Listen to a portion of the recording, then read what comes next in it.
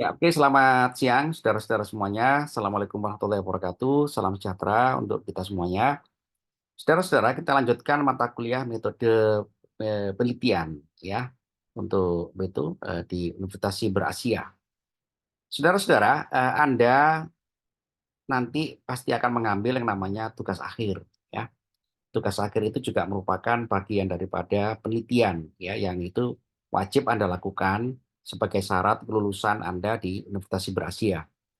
Dan karena tugas akhir Anda itu dikerjakan dalam waktu pendek ya, 4 bulan, 5 bulan, ya 6 bulan ya, 1 semester ya, maka tugas akhir Anda ini wajib ya memenuhi yang namanya kriteria atau juga prinsip atau juga proses metode penelitian. Nah, seringkali mahasiswa itu di dalam melakukan penelitian itu dia merancang metode penelitiannya ya, dan juga sampai ke kelanjutannya ya itu ada hal yang kurang ya. Hal yang kurang itu adalah yang sangat fundamental ya, semuanya ya, bukan hanya mahasiswa ya, ya karena mahasiswa itu baru belajar, bahkan juga kampus ya, kampus itu banyak juga yang sering abai ya dengan prinsip-prinsip kerja ilmu pengetahuan. Sehingga nanti saya berikan contoh kepada Anda ya kan, kenapa kok ini penting saya refresh ya materi ini ya. Walaupun materi ini merupakan materi yang terkait dengan filsafat ilmu pengetahuan ya, dan juga terkait dengan metode penelitian. Saudara-saudara, ilmu pengetahuan itu memiliki ciri ya, yang ciri itu berlaku di mana saja ya.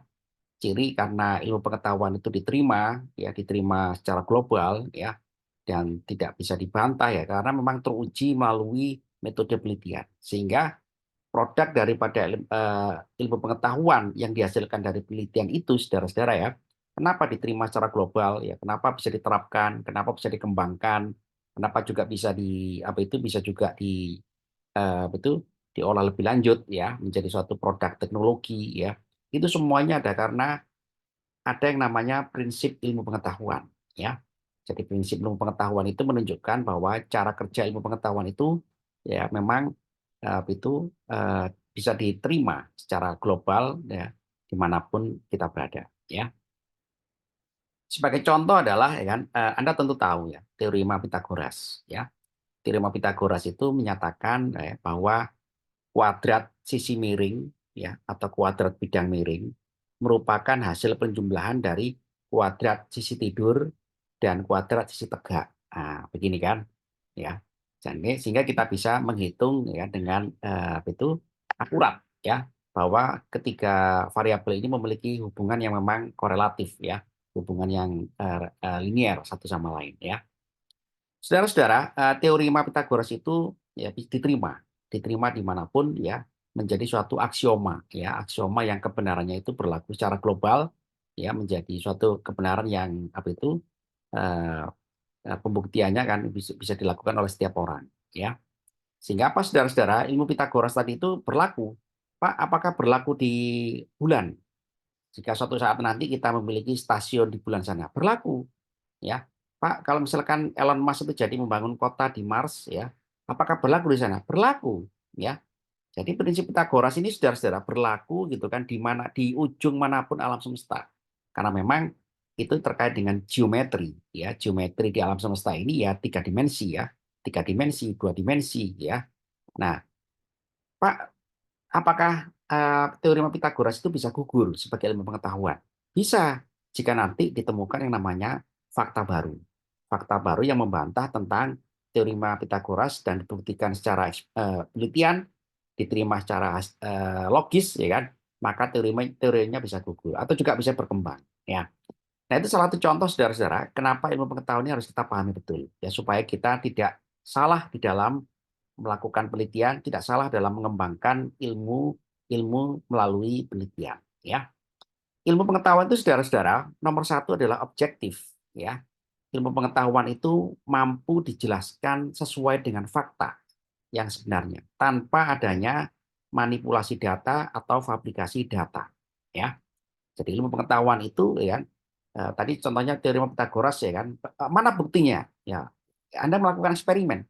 Ya, piramidnya Mesir itu kan ya itu memenuhi teorema Pitagoras ya. Jadi kemudian itu salah satu contoh kan orang zaman dulu kan ternyata sudah membangun piramid itu ya kurang lebih mendekati teorema Pitagoras ya. Nah, itu sudah dengan faktanya ya, sudah dengan fakta. Nah, apa keuntungan teorema Pitagoras tadi itu kan bisa dikembangkan untuk membangun membangun teorema-teorema geometri yang lain ya. Yang itu juga terkait dengan integral ya, terkait dengan itu bagaimana kita menghitung suatu volume suatu benda seperti itu ya.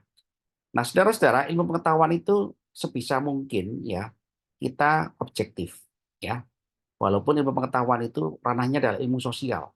Ilmu sosial yang itu Pak, faktanya mana Pak? Ilmu sosial. Mana hukum ilmu sosial ini? Nah, itu sebisa mungkin kita bisa menunjukkan dengan fakta ya. Dengan fakta yang fakta itu bisa diukur ya. Bisa diukur, bisa dianalisis, bisa ditampilkan ya. Jadi kalau ilmu pengetahuan itu tidak objektif, saudara-saudara, maka kehilangan kehilangan validitasnya, ya.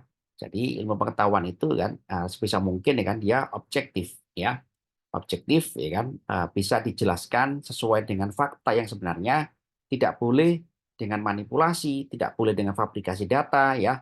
Sebagaimana saat ini yang lagi rame, ya, banyak sekali kan publikasi-publikasi di internasional maupun juga di nasional gitu ya yang ketahuan hasil risetnya adalah fabrikasi data atau juga manipulasi data.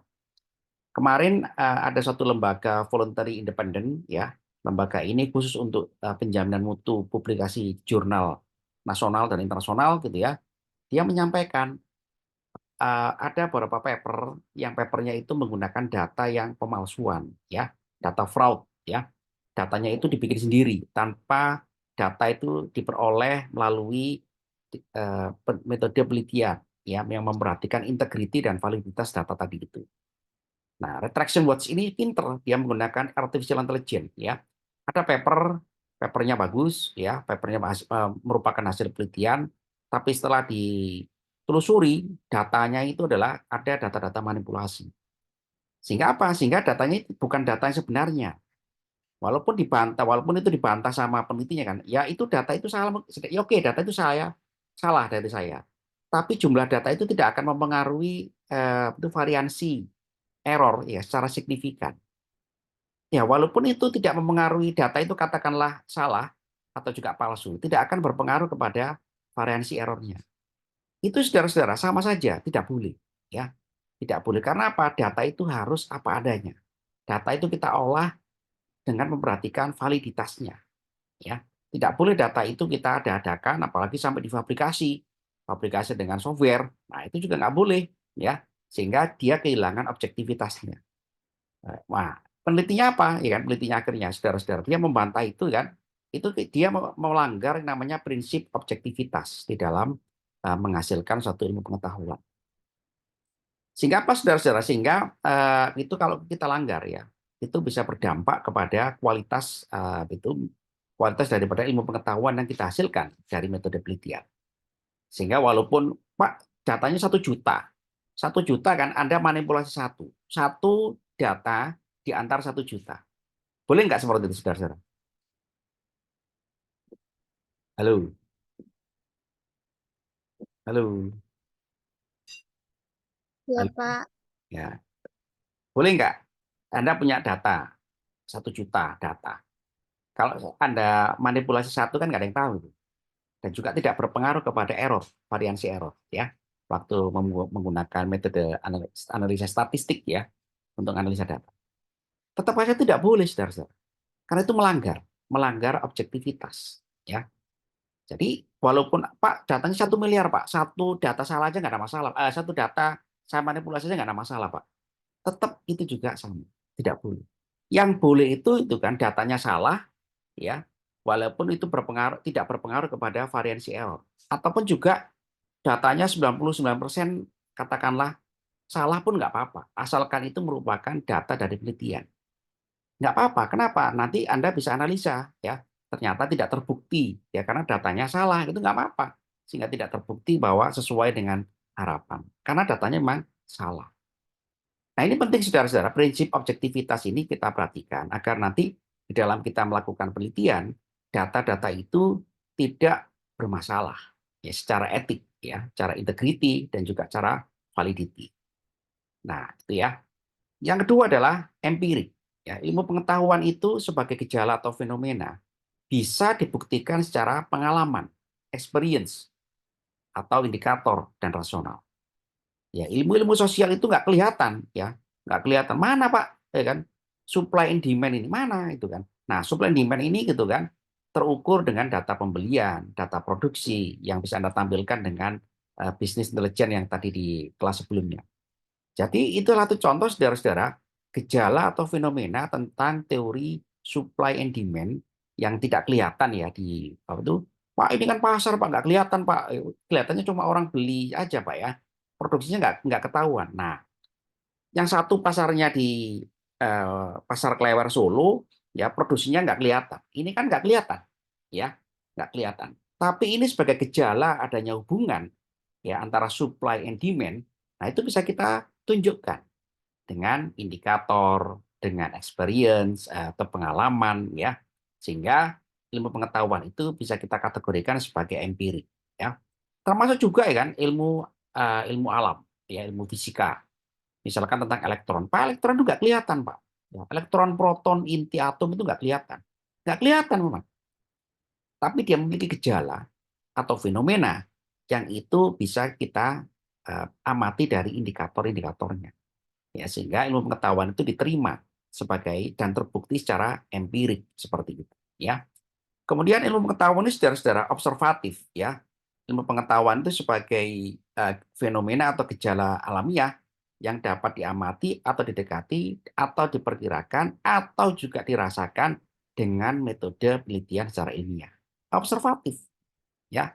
Jadi fenomena-fenomena di dalam kehidupan kita ini baik ilmu sosial, baik ilmu alam ya, ilmu humaniora gitu kan, ilmu sampai gitu kan, kabar terakhir gitu ya, peneliti MIT ya beserta mahasiswa doktoralnya kan, itu menemukan bintang yang paling jauh, yang paling tua.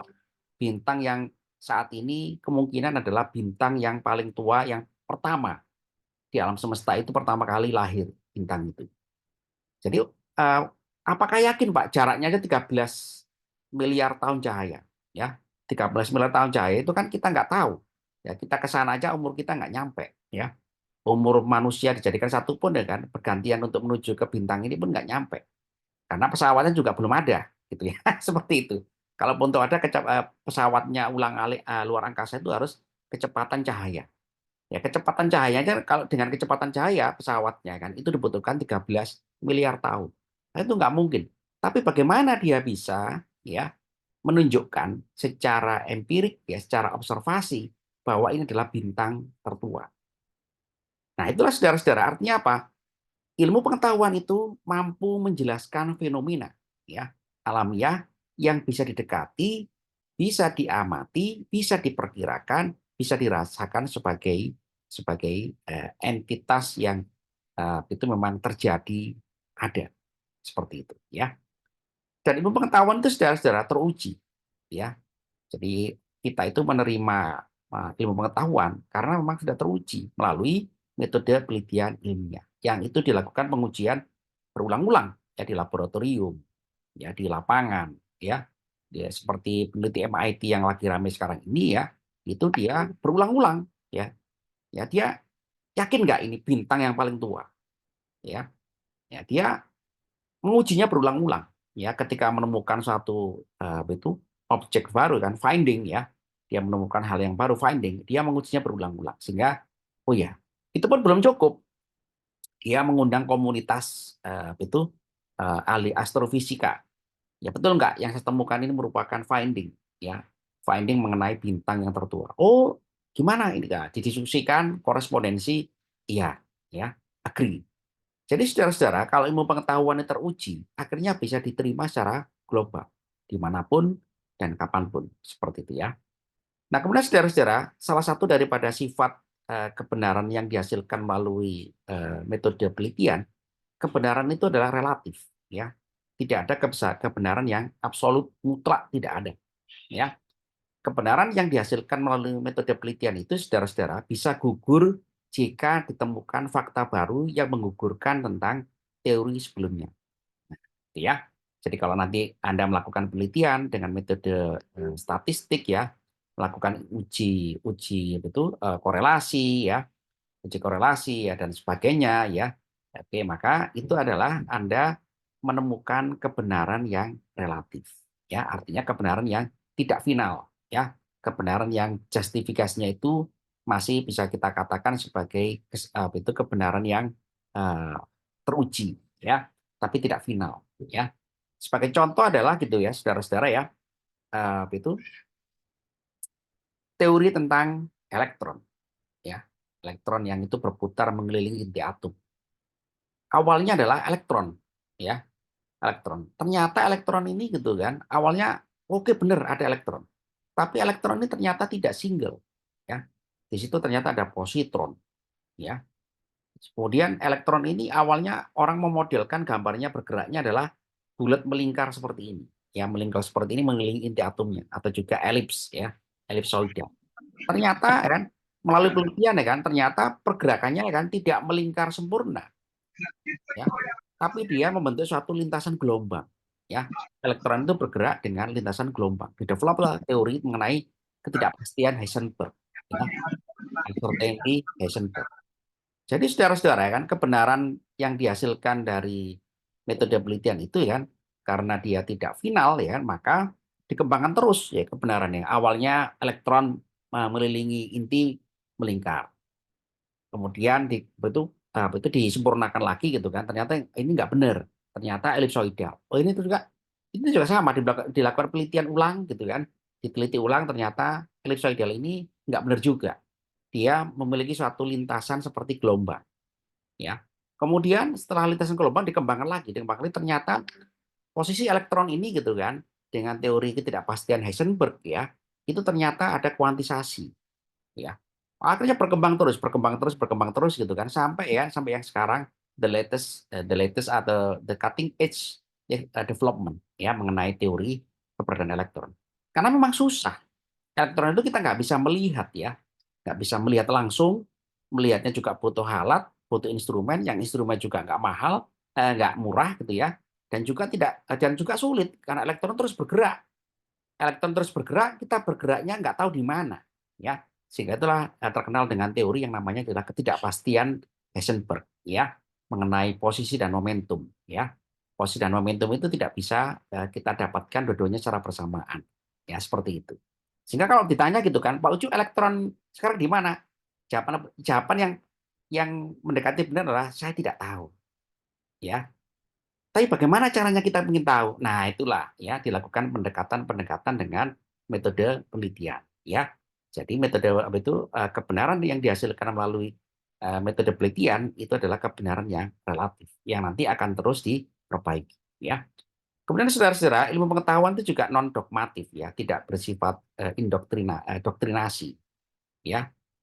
Tidak bersifat doktrinasi ya, dia tidak boleh dipaksakan ya, dia tidak boleh dipaksakan ya kan untuk penganutnya ya. Sebagai contoh gitu kan, Anda pernah dengar teori bumi datar? Halo. Siapa? Kenapa? Nah itu kan terkesan memaksakan orang untuk menerima ya, ya kan? Orang zaman dulu orang itu sudah mengenal teori bumi datar ya, sampai dibuktikan akhirnya bumi itu bulat ya. Bumi itu bulat itu kan mengelilingi matahari. Ternyata bumi bulat mengelilingi matahari pun juga tidak sempurna. Ternyata bumi juga mengelilingi matahari membentuk suatu pola ya. Pola yang hampir apa itu elipsoidal ya. Kemudian juga bumi ini ternyata miring, memiliki inklinasi ya. Inklinasi kemiringan ya waktu dia berevolusi kepada matahari. Nah, artinya apa saudara-saudara? Kebenaran dalam ilmu pengetahuan itu tidak boleh didoktrinasi. Dia harus bisa dijelaskan menggunakan logika. Yang logika itu bisa diterima oleh siapa saja ya. Dan juga ya kan ilmu pengetahuan itu non demokratis, dia tidak demokratis ya, dia tidak dihasilkan melalui voting, kesepakatan musyawarah ya udahlah kita sepakati yuk gimana ya, tidak ya. Ilmu pengetahuan itu ya kan harus dijelaskan berdasarkan fakta ya, berdasarkan finding.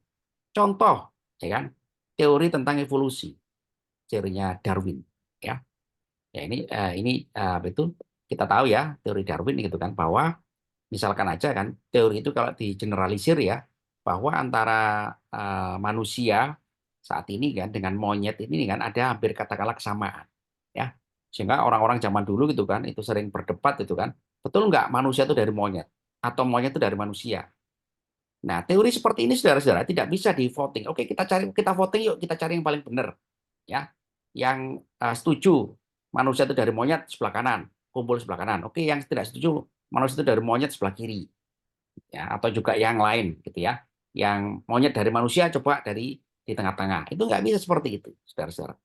Jadi kalau misalkan Anda ya tidak setuju dengan teorinya Darwin tentang evolusi makhluk hidup, maka Anda harus bisa menemukan bukti baru. Ya. Nah, Darwin ini mengajukan teori evolusi ya, bahwa ada mata rantai yang terputus ya, diterima secara umum, secara global ya kan. Ini masuk akal. Ya, masuk akal. Tapi itu kalau misalkan Anda nggak terima, nggak setuju, maka Anda harus melakukan penelitian yang faktanya atau juga evidence-nya atau juga finding-nya lebih dari apa yang ditemukan oleh Pak Darwin. Nah, gitu saudara saya. Jadi itu salah satu contoh gitu kan, ilmu pengetahuan itu kan berbasis kepada bukti atau fakta yang ditemukan.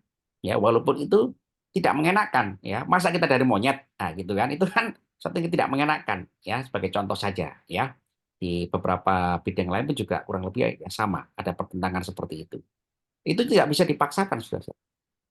Ya, tidak bisa dipaksakan, tidak bisa dikompromikan ya kan. Kalau memang faktanya seperti itu ya seperti itu untuk sementara saat ini. Jadi kalau kita mau membantah teori itu, maka kita harus mencari bukti yang terbaru. Nah, ya. Kemudian ini juga lucu ya, betul Anda juga mungkin pernah dengar ya berita di koran ya dalam waktu 1 atau 2 bulan yang lalu ya mengenai peneliti Indonesia. Peneliti Indonesia itu dia meneliti Gunung Padang, meneliti Gunung Padang gitu kan di Cianjur sana kan ada piramid ya, bangunan piramid segede gunung ya. Piramid itu ada hancur tapi polanya itu seperti piramid Mesir ya. Diteliti ya, dia neliti, dia membawa alat, membawa apa itu ngebor gitu kan. Dia kemudian dia publikasi di jurnal internasional. Dia apa itu mengambil satu kesimpulan yang itu kontroversial ya. Apa itu? Ya, kita udah tahu peradaban manusia paling tua di muka bumi ini adalah Mesir, ya, Mesir, Yunani, suku Inka, Maya yang ada di Amerika Latin sana, gitu kan, yang umurnya itu adalah kurang lebih sekitar 4.000 tahun yang lalu, 4.000 atau sekitar ya di bawah itu antara 4.000 atau 6.000 tahun lah yang lalu, ya. Tiba-tiba ini orang Indonesia ini, ya kan, dia memunculkan suatu fenomena baru yang terbukti memang melalui penelitian bahwa dia menemukan sisa-sisa artefak ya yang itu kemungkinan peradaban masa lalu. Diukur dengan metode itu metode ini ya pencacah usia karbon ya atau metode itu penjejak karbon ya. Kemudian mengukur usia karbon. Ternyata 10.000 tahun yang lalu. Sehingga apa saudara-saudara? Sehingga dia membuat suatu mohon maaf ya, nanti bisa Anda klarifikasi perdalam lagi ya. Saya cuma ngambil globalnya saja ya. Sehingga dia membuat satu kesimpulan yang kurang lebih adalah bahwa ditemukan peradaban manusia yang lebih tua daripada peradaban yang saat ini kita kenal. Ya, peradaban itu kemungkinan berusia 10.000 tahun yang lalu. Di Indonesia, ya di gunung mana? Di Gunung Padang, di mana? Cianjur, di mana? Di puncak sana. Sehingga apa ini kontroversial? Kontroversial. Kenapa? Karena kurang didukung oleh data dan fakta yang ada. Berbeda dengan kalau orang itu mengklaim itu melakukan penelitian untuk peradaban yang lebih tua seperti Mesir, Yunani kuno, itu memang ada patungnya, ada gitu kan, ada gambaran kehidupan pada masa itu melalui simbol-simbolnya ya. Jadi nggak lengkap ya, diukur betul itu 4.000 sampai 6.000 tahun yang lalu. Tapi kalau Gunung Padang ini karena lack of evidence ya, kekurangan ada fakta-fakta pendukung dan dihasilkan kesimpulan yang seperti itu akhirnya kontroversial. Kontroversial berusia 10 paper ini di jurnal internasional udah hampir 10 tahun ya kan akhirnya dicabut sama itu jurnalnya. Karena dinilai gitu kan paper ini dibaca ulang di apa itu di paper ini diteliti ulang ya, di justifikasi gitu kan. Ini kesimpulannya tergesa-gesa ya. Jadi walaupun Anda melakukan penelitian dengan baik, ya, dengan cara yang benar gitu kan, tapi kalau misalkan Anda tergesa-gesa mengambil kesimpulan, yang kesimpulan itu tidak inline dengan teori yang saat ini ada gitu kan, kurang evidence juga, maka itu itu bisa juga itu eh, tidak sesuai dengan fakta yang ada, ya. Jadi kalau misalkan Anda kepingin menggugurkan teori yang saat ini sudah berlaku ya, bahwasanya ada peradaban yang lebih tua, maka kita harus mencari evidence, bukti yang lebih daripada bukti-bukti peradaban di Mesir. Ya, Mesir itu piramidnya ada, bukannya satu. Wah, ada Pak, banyak puluhan Pak. Ya, ada huruf-hurufnya. Ya, namanya peradaban kan berarti ada kumpulan masyarakat, ada struktur masyarakatnya, ya, ada sisa-sisa artefak peninggalannya. Nah, sayangnya orang kita ini orang Indonesia ini kurang banyak waktu mengajukan fakta atau evidence seperti ini. Ya, oke, silakan Pian, Anda mau tanya? Ya Pak, tentang penelitian ini kadang kan ada yang bilang bahwa sejarah itu diciptakan oleh para pemenang ya Pak. Ya, ya, betul. Nah, apa mungkin mengenai situs Padang ini karena Indonesia kan dikenal katanya dulu negara yang hebat, peradaban yang hebat, sehingga mungkin apakah bangsa lain tidak mengakui itu sehingga ketika hasilnya benar tapi karena tidak ada orang yang terima itu sehingga ya semua disangkal itu. Apakah memungkinkan untuk hal itu Pak? Hasil penelitian kita sudah benar tapi ada pihak lain yang tidak setuju sehingga menentang hasil penelitian kita Pak. Iya, Gitu Pak. pertanyaan bagus. Makasih ya, bagus. Eh, Masalahnya adalah kalau saya baca, saya track ya, ini sebetulnya penelitian ini bagus, ya, oleh orang BRIN ini bagus sekali, ya. Dia juga menggunakan alat, dia juga betul tidur di sana ya. Hanya saja kekurangan fakta, fakta pendukung, ya, fakta pendukungnya kurang. Ya, berbeda dengan waktu di Mesir ya. Kalau Mesir itu kan orang ya kan datang ke Mesir itu kan bukti-bukti peradaban masa lalu itu masih ada. Nah, kalau Gunung Padang ini saudara-saudara, ini hanya kekurangan kita adalah menggali menunjukkan ini loh fakta-fakta pendukungnya.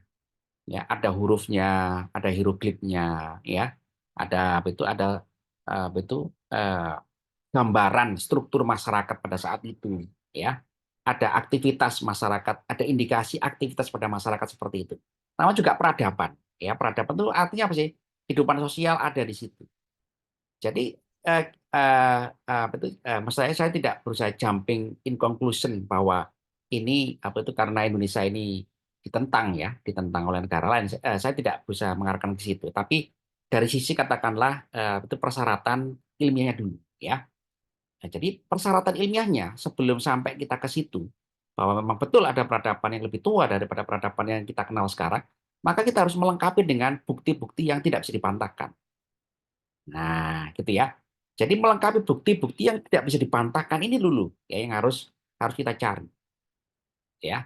Kita cari misalkan gitu kan betul bahwa Pak ini lempeng Indonesia itu udah lempeng Hindia, lempeng Pasifik, lempeng ini gitu kan bahwa di lempeng-lempeng ini kemungkinan terkubur. Maka kita harus menggali di situ ada artefak-artefak peninggalan peradaban masa lalu yang tidak bisa dibantah. Syukur-syukur sampai bisa menemukan huruf peradaban pada saat itu. Misalkan huruf Wonocoroko sudah ditemukan mungkin saat itu. Nah, kalau kita bisa menemukan itu satu sama sejajar. Loh ini loh, Mesir punya huruf, nah kita juga punya hurufnya. Nah, ya, yang kurang salah satu contoh dari peneliti kita BRIN ini ya, salah satunya kurang itu, ya, Ya, kurang data itu. karena kalau melihat itu kan Pak, Gunung Pajar itu Gunung Padang itu ada di eh, apa di zaman dahulu itu di Kerajaan Sunda ya. Ya, betul. Nah, sedangkan zaman dulu itu ada yang namanya Sundaland itu Ya, sebelum itu kan peradabannya sudah lama itu Pak. ya, Terus banyak teori juga bahwa negara yang kaya itu dikatakan Indonesia itu Atlantik yang tenggelam. Terus negara yang sempurna itu biasanya eh, memiliki 12 jam siang, 12 jam malam sehingga alamnya melimpah sehingga ada teori untuk pembodohan bangsa Indonesia bahwa zaman dulu Indonesia itu sudah peradabannya udah maju gitu. ya, Contoh di Majapahit juga saya pernah baca bahwa semua alat musik ada di patungnya itu, mulai dari Eropa, dari Amerika. Itu peradabannya berarti pada saat zaman itu katanya Indonesia itu lebih maju dibanding peradaban mereka. Nah, sehingga ketika ada penelitian-penelitian itu ditentang lah Pak. Karena kalau melihat yang saya baca itu peradaban tertua di sini itu ya itu bangsa Sunda, karena dari zaman dulu kan ada uh, Sundaland. Habis ini setelah itu kan eh, Sunda itu seperti dihilangkan Pak. Ya, ya. Kayak semacam penamaan harimau itu kan Sondaika, kenapa jadi harimau Jawa gitu, bukan harimau Sunda. Nah, lalu ada juga dulu namanya Sunda Besar, Sunda Kecil, akhirnya diganti jadi NTB gitu kan. Ya, ya. Apakah untuk menghilangkan, jadi bukti penelitian itu ditentang untuk menghilangkan atau menyembunyikan fakta yang sebenarnya, Pak. Sehingga ditentanglah bahwa datanya nggak akurat, bahwa ini nggak akurat gitu, Pak. Apakah ada indikasi ke arah sana, Pak? Bisa jadi, nggak apa-apa itu nggak apa-apa itu kan debatable ya, nggak apa-apa. Bisa jadi, ya karena itu kan itulah saudara-saudara pertarungan teori itu kan menarik ya, yang disampaikan Sofyan itu betul ya, bahwa peradaban tertua itu Sunda Land ya. Nah, kalau kita mau seperti itu, maka kita harus bisa menunjukkan bukti dan fakta yang tidak bisa dibantahkan. Itu kuncinya. Betul nggak? Ya kan? Nah, kita ini gitu kan, bangsa kita ini ya kan, itu kurang di situ.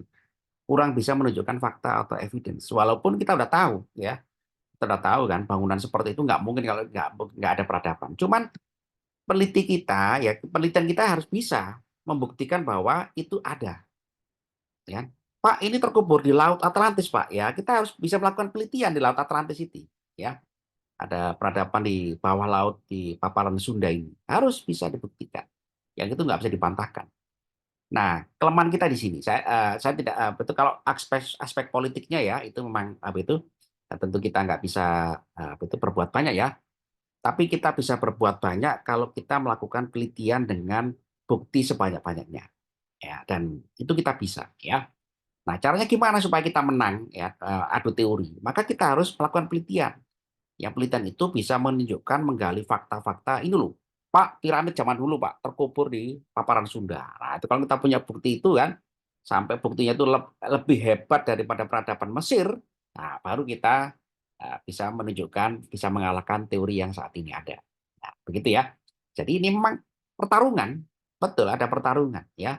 Pertarungan ya kan bahwasanya itu peradaban yang paling tua ini ya sementara saat ini gitu kan belum bisa dibantah ya karena memang buktinya ada semua di mereka ya bukti mereka piramidnya ada kuburannya ada ini kan ada semua ini kalau kita lihat ya nah kita ini kurang bukti aja intinya di situ ya nah untuk bisa membuktikan itu bahwa peradaban Sunda ini ada dan paling tua maka kita harus bekerja keras dengan penelitian ya seperti itu Pian ya. Baik, Pak. Terima kasih, Pak. Jadi memang itu PR bagi kita ya, bukan ya memang kita dikalahkan, ya dikalahkan lah ya, dikalahkan.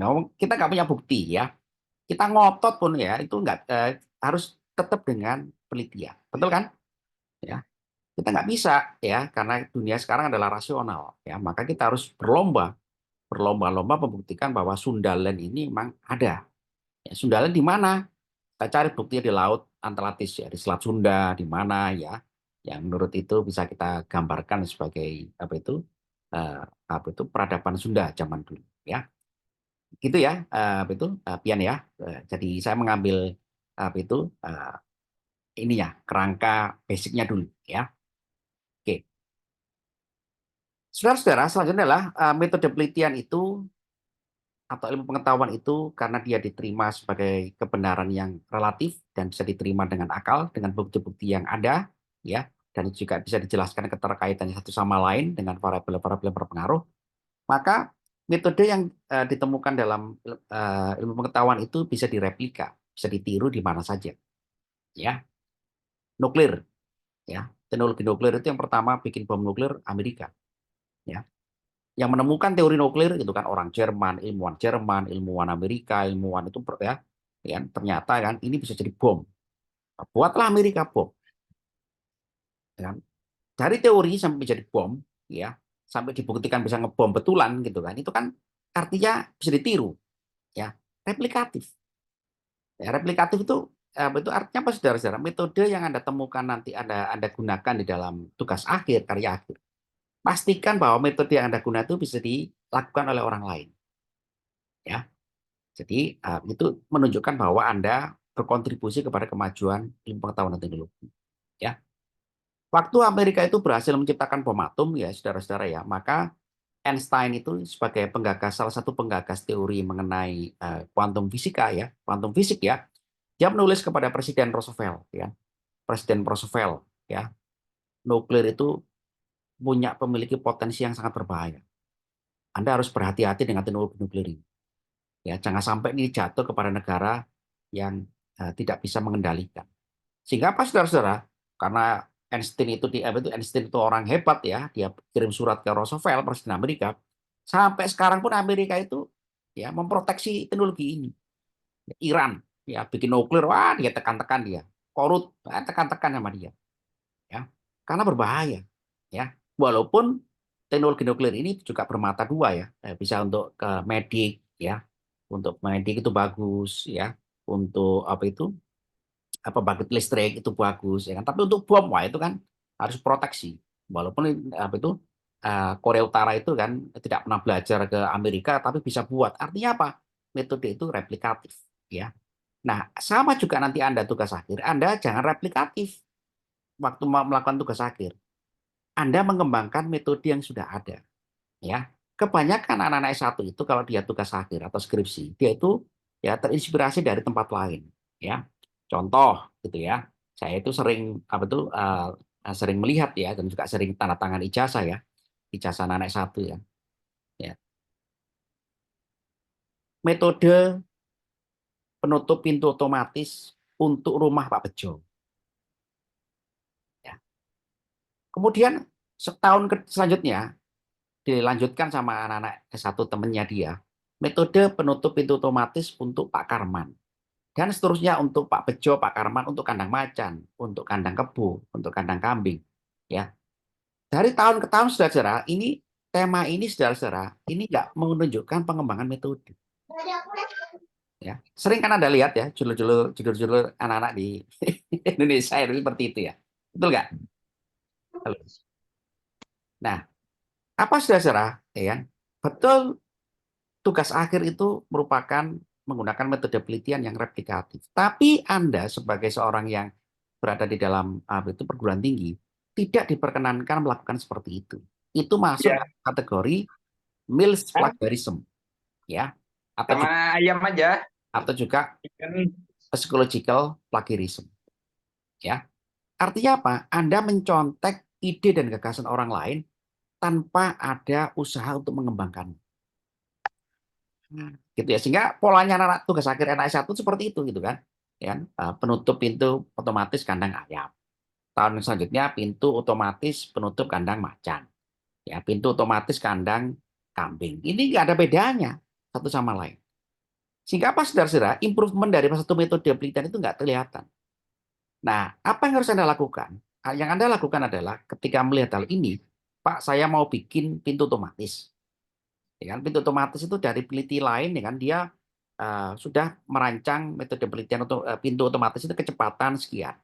Saya mau meningkatkan kecepatannya ini. Nah, ya berarti kalau Anda sudah bisa ngomong saya akan meningkatkan kecepatannya.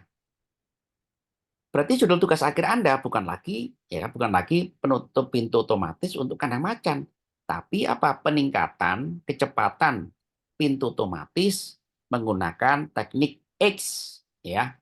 Nah, itu yang betul. Bahwa itu digunakan untuk kandang macan, kandang Pak Bejo, kandang kambing, kandang kuda, mau kandang apa saja nggak ada masalah. Ya. Jadi uniqueness daripada metode Anda itu Anda berhasil menemukan seperti itu. Ya. Halo, saudara-saudara? Halo? Halo Pak, Halo? Iya, Pak. Nah, gitu ya. siapa? Jadi nanti kalau Siapa? Anda tugas akhir itu kan pastikan Anda jangan sampai terjebak ke dalam itu psychological plagiarism ya, mencontek metode bukan mencontek ya, itu mengulang metode yang sudah ada tanpa ada improvement. Nah ya, itu sering kita temui seperti itu ya, sehingga Anda gitu kan Pak, saya udah ketemu metode ini, Pak. Ya, metode ini kelemahannya di sini. Nah, Anda improvement metode aja itu sudah masuk daripada penelitian, ya. Walaupun itu kecil, ya, sekecil apapun. Jadi Anda, saudara-saudara, tidak diminta dengan metode penelitian itu bikin pesawat luar angkasa, ya. Sampai kapanpun Anda nggak akan pernah ketemu, gitu kan, paper yang membahas tentang gitu kan perancangan pesawat luar angkasa, gitu kan, all in, ya, itu nggak ada, ya. NASA itu penelitiannya dimulai dari bahan bakar roket dulu, ya. Apa nih bahan bakar roket? Apa nih kebutuhannya? Kita butuh bahan bakar roket yang efisien, bahan bakar roket yang bisa memberikan tenaga dorong dalam jarak ribuan kilometer. Nah, itu masalahnya. Sehingga apa, saudara-saudara? Sehingga NASA berlomba-lomba untuk menemukan bahan bakar roket ini, gitu kan? Sehingga kalau itu diterbitkan dalam jurnal, gitu kan, itu nggak ada, ya kan, roket, ya, bahan bakar roket, ya kan, untuk ini, itu nggak ada, ya. Yang ada adalah kan apa itu bahan bakar propelan efisiensi sekian. Nah, itu yang masuk akal bahwa itu nanti digunakan untuk roketnya NASA, untuk roketnya bomnya Amerika, itu bebas, ya. Jadi itu yang mindsetnya betul, ya. Jadi penelitian bahan bakar roket ya kan bahwa itu digunakan untuk apa saja itu terserah orangnya karena apa? Tadi sifat ilmu pengetahuan itu replikatif, ya. Replikatif bisa ditiru oleh siapa saja, gitu kan, ya. Nah, kebanyakan anak-anak S1 kita ini, saudara-saudara ya kan, melihat metode ini ditiru secara mentah-mentah. Nah, itu berbahaya, ya. Di era sekarang ini, era di mana kita serba online ya, itu akhirnya ditemukan kemiripan satu sama lain. Nah, kalau itu ditemukan kemiripan satu sama lain, saudara-saudara, maka Anda bisa masuk ke dalam kategori Mills plagiarism. Mohon maaf, psychological plagiarism, yang mencontek, meniru gagasan orang lain tanpa melakukan improvement. Nah, gitu ya. Jadi kita harus hati-hati, ya. Yang kebanyakan itu untuk kasus anak sistem informasi itu adalah dia merancang web sistem informasi kan untuk toko. Nah, ya, dengan metode waterfall, ya, itu paling banyak, ya. Saya tanya kepada anaknya, kalau misalkan Anda bikin web penjualan, apakah hanya untuk toko ini aja? Nggak bisa berlaku untuk toko yang lain. Nah, ya kan? Itu kan jadi pertanyaan banyak orang. Itu sudah melanggar yang namanya apa itu prinsip tadi kan, apa itu objectivity, ya. Bahwa kita bikin sistem informasi itu kan penjualan ya kan, bisa juga untuk toko-toko yang lain, ya. Ya. Sebagai contoh, Microsoft ini yang kita gunakan. Apakah Microsoft itu bikin suatu segmen khusus ya kan di dalam merancang produknya, ya? Ya, nah, tentu tidak, ya. Dia pertama adalah berusaha memenuhi semua kebutuhan manusia, mulai dari tukang becak, tukang ketik, ya, sampai mahasiswa, sampai kantor, ya. Terakhir baru bisnis dia, ya, memang khusus ya untuk bisnis. Nah, itu salah satu contoh saudara-saudara bahwa di dalam kita menghasilkan suatu produk yang merupakan itu juga hasil penelitian, itu juga itu bisa kita buat suatu yang metode yang memang itu mengelaborasi semuanya.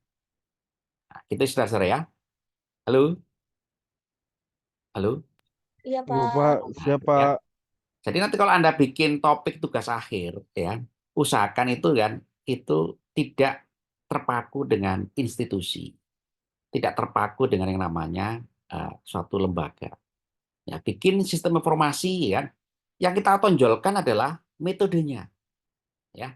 Sistem informasi ini selama ini kita lihat dan nggak efisien, Pak. Ini Pak untuk bisnis kurang efisien, kurang bisa analitik. Maka Anda bisa, ya kan, metode peningkatan, ya, visualisasi data, ya, untuk kebutuhan itu pengolahan data itu penjualan. Nah, ya, bahwa itu dipakai untuk perusahaan mulai dari perusahaan di Pasar Klewer Solo ya sampai di Pasar Beringharjo Jogja sampai di mana saja sampai di pasar saham Nasdaq ya yang terkenal sana ya sampai di Dow Jones itu nggak ada masalah ya itu malah seneng kan Anda kalau dipakai gitu ya jadi nggak lucu kalau misalkan Anda bikin sistem informasi penjualan ya kan untuk toko Pasar Klewer nah itu artinya mengecilkan metode yang kita ajukan. Justru metode yang kita ajukan ini terbukti ya bisa diterapkan untuk banyak hal. Dibaca di situ. Itu saudara-saudara ya. Itu saudara-saudara ya. Halo. Pak. Siapa? Ya, Pak. Paham, Pak. Ya, jadi ini saya sampaikan prinsip-prinsip cara kerja ilmu pengetahuan ini supaya kita betul tidak terjebak ya di dalam hal-hal yang katakanlah itu bisa bisa kita menggugurkan kita ya. Saudara-saudara, tujuan penelitian itu apa sih? Tujuan penelitian itu? Tujuan penelitian itu adalah untuk semakin meningkatkan peradaban manusia. Berarti ilmu pengetahuan itu semakin progres, semakin maju. Jadi salah satu tujuan ilmu pengetahuan kita ini dengan penelitian itu adalah mencapai kemajuan dan kemaslahatan kemanusiaan. Ya, nuklir itu begitu pertama kali ditemukan ya kan, itu orang belajar nuklir semua. Akhirnya ketemulah nuklir itu untuk bom, nuklir untuk energi, nuklir untuk kesehatan, nuklir untuk pertanian, nuklir semua, ya, nuklir semua, ya. Nah, yang berkembang adalah nuklir sekarang ya berkembang untuk energi, ya, semakin efisien, ya, semakin untuk kesehatan juga sama gitu ya, itu juga betul untuk pertanian ya kan, untuk membuat bibit-bibit baru yang rekayasa genetika itu juga bisa ya. Sehingga saudara-saudara, kalau Anda nanti melakukan penelitian, pastikan Anda ada kemajuan. Dari mana kita bisa melihat kemajuan? Tentu dari jurnal yang bereputasi, ya dari jurnal internasional, ya. Jadi misalkan Anda mau merancang sistem informasi manajemen yang untuk perusahaan apa, ya, maka yang Anda lihat adalah metodenya dulu, bukan perusahaannya, ya. Metode yang akan digunakan. Selanjutnya adalah ada masalah apa yang ada di perusahaan itu terkait dengan metode yang nanti Anda gunakan. Nah, metode yang Anda usulkan ini saudara-saudara sebisa mungkin the latest technology yang itu ditambahi oleh kontribusi dari Anda. Contoh ya, ini sering terjadi pada anak Indonesia ya di dalam tugas akhir ya kan. Dia menggunakan metode umum ya kan, misalkan adalah KNN ya. Metode betul SVM yang machine learning kan, support vector machine misalkan ya. Atau naive Bayes itu sudah umum, naive Bayes nah ya. Betul neural networks ya untuk artificial intelligence itu sudah umum ya. Yang mau kita spesifikkan adalah kira-kira modifikasi metode ini di dalam implementasinya. Nah, itu ruangnya banyak banget, ya ruangnya yang bisa kita eksplorasi, ya artificial intelligence ya berbasis metode neural networks ya menggunakan ya kan 10 variabel, ya. Jadi 10 variabel ini merupakan kontribusi Anda. Anda mengusulkan ya machine learning berbasis neural network jaringan saraf tiruan menggunakan 10 variabel. Ya. Kenapa? Pak yang sebelumnya itu menggunakan 9. Nah, jadi metodenya neural networks, JST, jaringan saraf tiruan. Tapi kita pertajam. Kenapa? Karena kita melakukan studi. Ternyata Pak, dia menggunakan 10 kurang akurat. Saya menggunakan 10, Pak. Saya menggunakan 11, Pak. Itu lebih akurat. Nah, itu sudah ya. Jadi ada tambahan sedikit nggak apa-apa.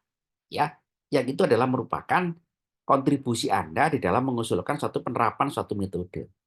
Ya, karena anak S1 itu tuntutannya dalam tugas akhir itu sebagai metode penelitian, dia adalah applied and analysis, ya, menerapkan, applying ya dan analysis. Gitu ya. Jadi nanti Anda tugas akhir pastikan saudara-saudara kan Anda mempelajari metode-metode yang nanti Anda gunakan itu umum, sudah terbukti berlaku ya, replikatif ya, kemudian ditambahkan dengan kontribusi Anda. Apa bentuknya? Boleh modifikasi metode, boleh integrasi metode, boleh ditambahkan variabel-variabelnya. Nah, itu luas. Ya, luas ini, masih luas sekali. Pak, misalkan gagal, Pak. Boleh nggak? Boleh. Tidak tercapai, gagal dalam arti tidak tercapai performansi yang diinginkan. Itu nggak apa-apa. Karena penelitian itu memang ya kita ini melihat teknologi ini karena memang sepertinya berhasil semua, nggak pernah gagal. Itu berawal dari kegagalan semua. Nah, gitu saudara-saudara ya. Halo saudara-saudara. Halo. Ya, Halo. Pak. Ya, oke, ya. Siapa? Nah, saudara sudah jam 3, Ya, jadi Pak. saya harus beralih ke kelas selanjutnya ya. Nanti ini saya Ya, saya rekam ya, sudah saya rekam ya, nanti saya unggah di LMS ya. Untuk ya Pak. UTS-nya, Ya, Anda Pak. jangan khawatir Siap. ya. UTS-nya itu nanti saya buat sederhana ya. Sederhana ya. Siapa? Terima kasih Pak. Ya, Ya, insya Pak. Allah Tunggu, bisa. Pak. Ya, oke ya. Terima kasih. Selamat sore. Assalamualaikum warahmatullahi wabarakatuh. Waalaikumsalam warahmatullahi wabarakatuh. Selamat sore Pak Ucup. Selamat sore. Terima kasih. Ya. Sore Pak. Ya.